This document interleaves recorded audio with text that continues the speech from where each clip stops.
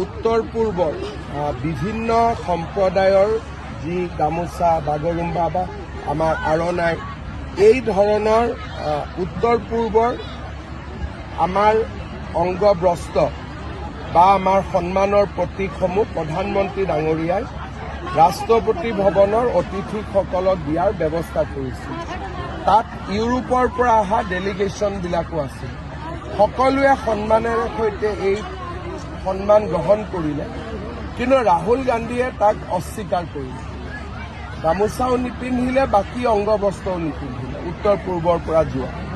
এই ঘটনাই সকলোকে দুখ দিছে, কিন্তু আমাৰ বাবে এইটো প্ৰথম কথা নহয়। আগে পিছেও ৰাহুল গান্ধীয়ে কেইবাবাৰো অসমৰ গামোচাক তেওঁ অপমান কৰিছে। প্ৰধানমন্ত্ৰী ডাঙৰীয়াই বিদেশতো গামোচাখন লৈ ফুৰে, যদিও তেওঁ গুজৰাটৰ মানুহ, কিন্তু ৰাহুল গান্ধীয়ে অসমত আহিলেও গামোচাখন ল'বলৈ ইচ্ছা নকৰে। গতিকে মই ভাবোঁ যে আমাৰ ৰাইজে তাক চাই আছে আৰু আগতেও যেনেকৈ ৰাহুল গান্ধীক শিক্ষা দিছে, ভৱিষ্যতেও ৰাহুল গান্ধীক তেনেকৈ শিক্ষা দিব।